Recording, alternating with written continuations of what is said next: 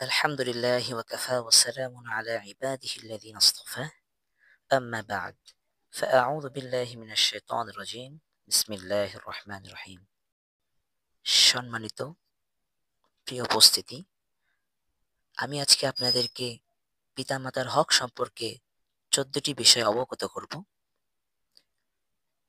এই 14টি বিষয়ের মধ্যে 2টি ভাগ আছে, 60টি জীবিত অবস্থায় এবং 60টি মৃত্যুর পরে।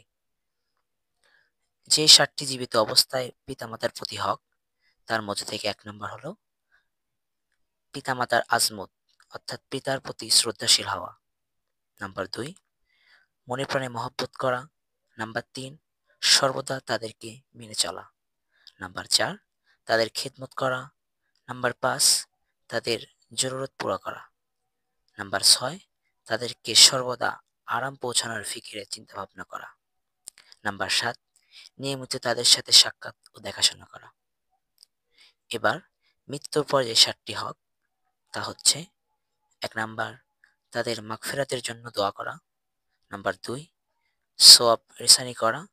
নাম্বার 3, তাদের সাথী সঙ্গী ও আত্মীয় স্বজনদের সম্মান করা। নাম্বার 4, সাথী সঙ্গী ও আত্মীয় স্বজনদের সাহায্য করা। নাম্বার 5, ঋণ পরিশোধ ও আমানত আদায় করা। নাম্বার 6, শরীয়ত সম্মত ওসিয়ত পুরা করা। নাম্বার 7, মাঝে মাঝে তাদের কবর জিয়ারত করা। আল্লাহ রব্বুল আলামিন আমাদেরকে পিতামাতার এই 14টি হক পালন করার তৌফিক দান করুন।